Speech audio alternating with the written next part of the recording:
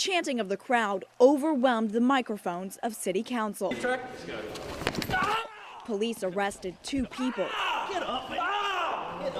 and escorted countless others outside Thalian Hall. You're trespassing. He just told you to leave multiple times. We're going to go ahead and clear the room.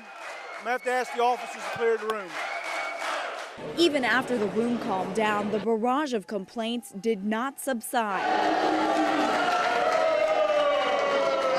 Speaker after speaker addressed the Wilmington City Council, angry about the proposed annexation of more than 1,000 acres in Monkey Junction. Everybody, I think, is more concerned about the idea of forced than anything else. And nobody likes to be forced to do anything. City officials say annexation allows for the city's orderly growth. Many of the affected residents disagree, saying they don't need city services. They choose to live outside the city. Their taxes would become too high. We don't have the money. It's not there. It's just wrong. You need to reconsider this, put it off. Have a soul, have a conscience, and put it off till later. This is not the time, Mr. Mayor. While dozens got their chance at the microphone, hundreds more chanted and held signs outside City Hall. No annexation! No annexation! Loud. It is our job to make doggone sure that they are heard! And unmistakable opposition to the city's attempt to grow.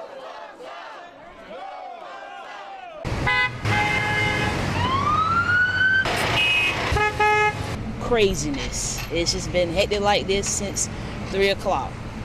So it's been like this from Carolina Beach all the way down Worcester. It's been crazy.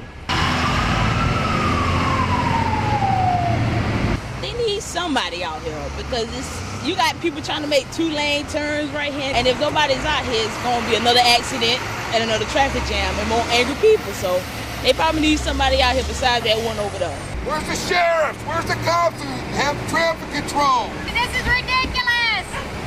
I don't understand why they waited till 5 o'clock to start the cleanup over there.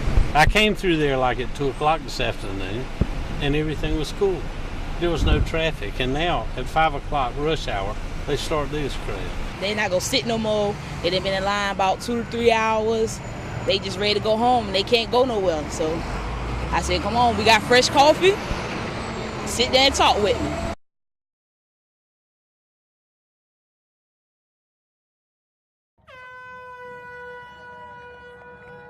It's the 4th annual Run for the Warriors.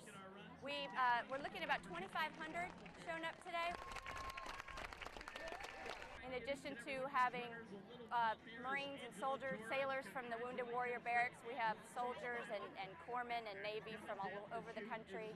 We want to cry for them, but we know that there's hope for them, and we want them to understand that life goes on, and we support them. We're behind them 100%, and they still mean a lot to us, and we still need them. Semper Fidelis. My truck got hit by an EFP, an explosive form projectile, and it went through the lower part of my vehicle and took my leg off. A.J. John looking good. I think it just helps kind of go with what I've been trying to do and get back to doing normal stuff again. I always wanted to do the soldier rides, and Eric's unable to, because of his injuries, unable to steer a bicycle. So we had this tandem recumbent bike made by a gentleman in Canada. It's all aluminum and allows us to ride together and pedal together, and I do the steering, and we just have a lot of fun.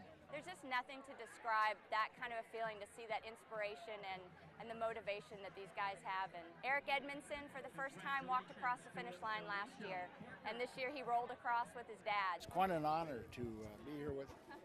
Personal security detail. Quite an honor to be here with him today. It means a lot.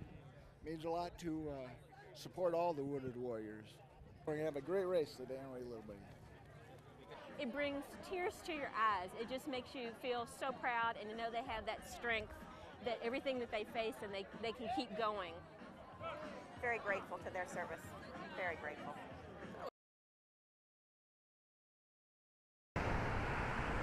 Driving around the Monkey Junction area of New Hanover County, you can see them clearly. People sitting on the side of the road asking for money.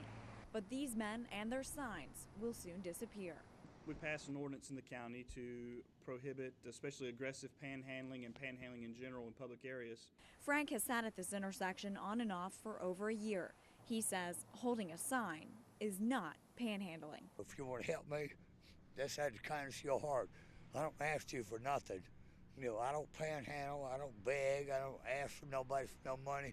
I don't do nothing like that.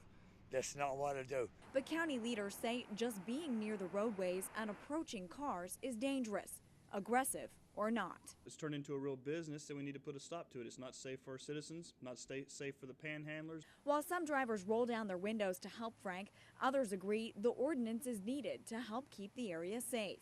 You know, seen them at the Walmart here, standing there, and then it went from that to literally standing in the middle of College Road doing it, which I pretty much thought was a little dangerous. But Frank says he doesn't have a job and doesn't have a choice. This is what I have to do to live. I made it. I'm 50 years old. Look, and this is... During our interview, Frank had a hard time breathing. But he went to go sit in his usual spot. Minutes later, he was on the ground. A call to 911 brought EMS workers, who took him to the hospital. What am I going to do? I'm going to roll over and die one day in the woods. That's not John?